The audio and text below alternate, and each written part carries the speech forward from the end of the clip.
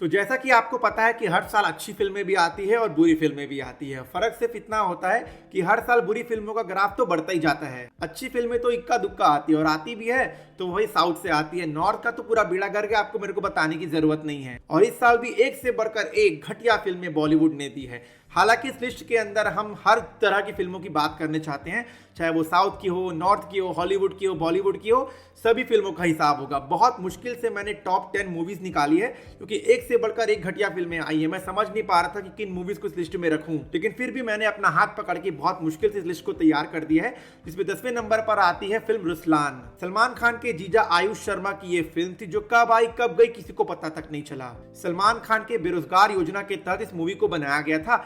अब आप बोल रहे हो कि भाई ये कौन सी योजना है, तो नहीं मालूम तो पहले उसको सुन लो।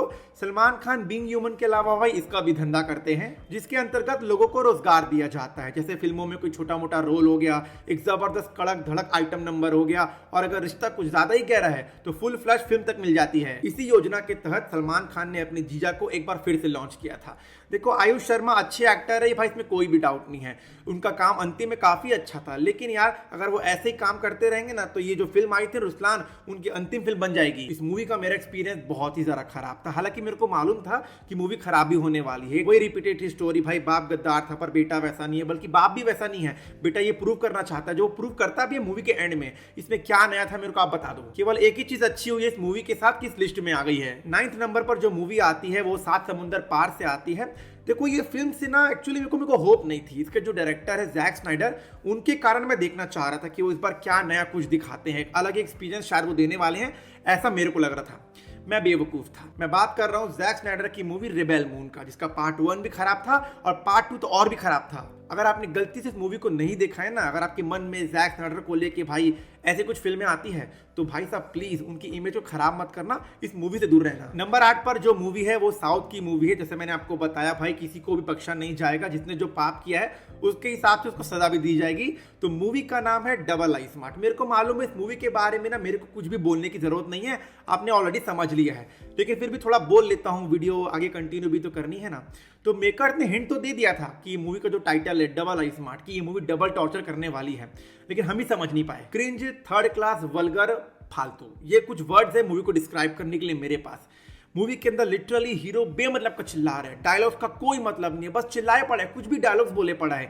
हीरोइन को तो ऐसे देख रहा है, वो ऐसे उसका पीछे पड़ गया ना कि कच्चा चबा जाएगा उसको। और कुछ नहीं बोलूंगा, मैं को आउट ऑफ कंट्रोल नहीं होना है। नंबर 7 की ओर बढ़ते हैं। तो 7वें नंबर की जो मूवी है वो फिर से एक बार बॉलीवुड की मूवी है। बॉलीवुड की तो मैक्सिमम मूवीज इसके अंदर आने वाली है।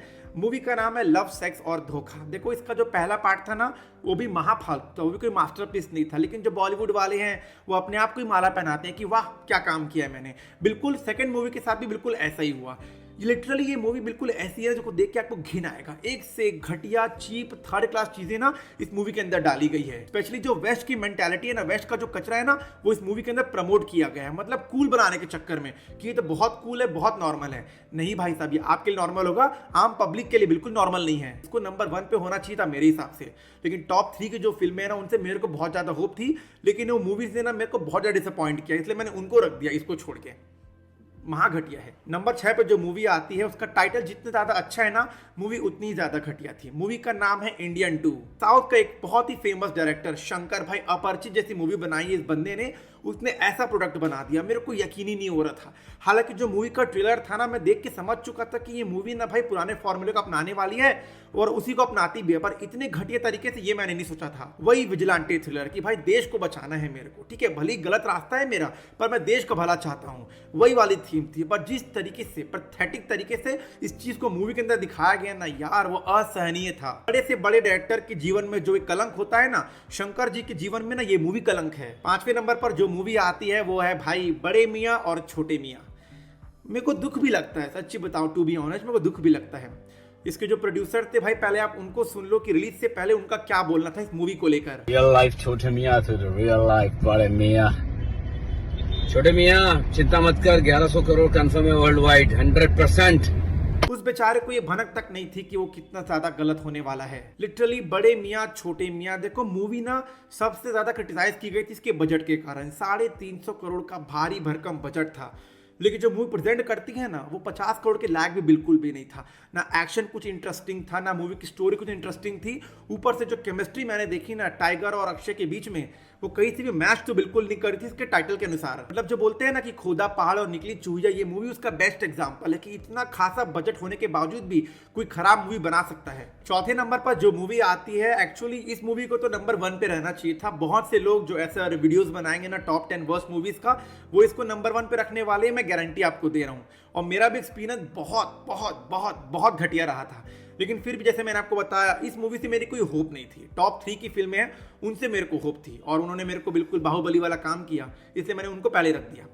तो टॉप पर जो मूवी है उसका तो भाई मैं भूल गया था, इसका तो नाम भी नहीं ले सकते हैं। वोल्डेमॉर्ट जो है इसका नाम भी नहीं ले सकते हम लोग, तो इसको फिलहाल बोल देते हैं जो सब लोग बोल रहे हैं मॉर्टिन। अगर ये दुनिया की आखिरी मूवी भी हुई ना, बिल्कुल आखिरी मूवी भी हुई ना, तो भी इसको आपको नहीं देखना चाहिए। मैं आपको ये तक बोलने वाला हूँ।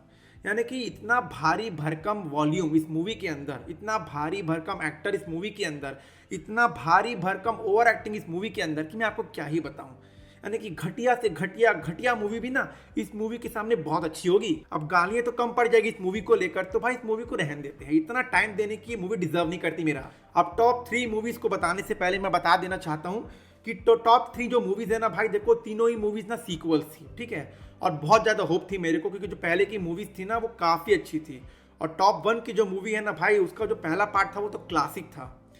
लेकिन जो ये तीनों फिल्मों ने जो भाई जो हश्र किया ना पब्लिक की भावनाओं का, वो मैं आपको आगे बताऊंगा अपनी भावनाओं का। बाकी लोग के बारे में तो मैं क्या बताऊं, ठीक है। टॉप 3 नंबर पे जो मूवी आती है उसका नाम है जोकर 2, जिसका टाइटल ही मैं आज तक पढ़ नहीं पाया। फॉली द दू क्या देना चाहिए तेरे को, धोखा तो दे दिया। लिटरली जोकर ने कमाए थे $1 बिलियन।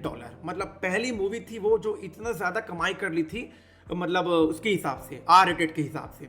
लेकिन जोकर 2 $200 मिलियन के ऊपर निपट के रह गई। आप समझ सकते हो कहाँ $100 करोड़ और कहाँ पे 200 करोड़, कहाँ पे। एक एग्जाम्पल के तौर पर बता रहा हूँ मैं आपको, इतनी ज्यादा घटिया ये मूवी थी। यानी कि जिस कारण से लोगों ने जोकर को पसंद किया था ना, वही चीज ना जोकर 2 के अंदर मिसिंग थी। भाई गाने चल रहे हैं, म्यूजिकल ड्रामा चल रहा है, कोर्ट केस चल रहा है, और कोर्ट केस भी ऐसा ना कि जिसको देखने में बिल्कुल मजा नहीं आ रहा है। जिस कारण से लोगों ने पहले पार्ट को पसंद किया था ना, इसके डायरेक्टर ने दूसरे पार्ट में उसी चीज को गायब कर दिया। बहुत ही डिसअपॉइंटिंग मूवी थी। कुछ सिनेफाइल्स बोलते हैं कि भाई मास्टरपीस थी मूवी, तो भाई मास्टरपीस को अपने अंदर भर।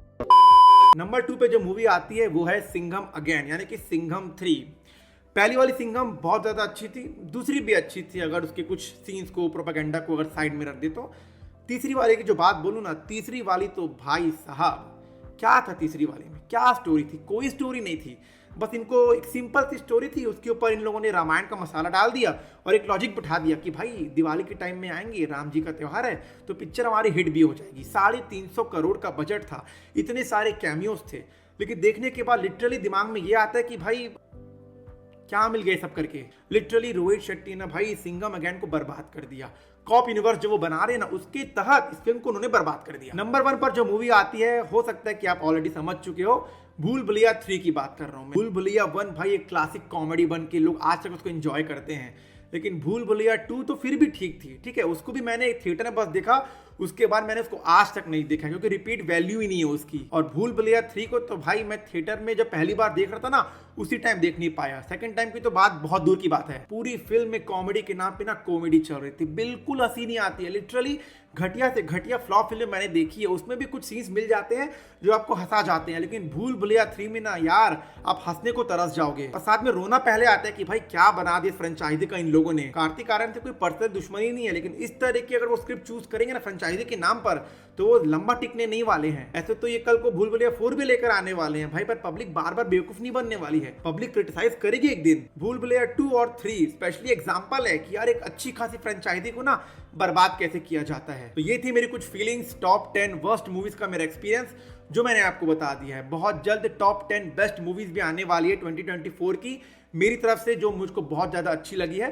तो उसको भी देखने के लिए चैनल पे नए हो, ये वीडियो अच्छी लगी हो आपको थोड़ी बहुत भी, तो सब्सक्राइब करके याद से जाना।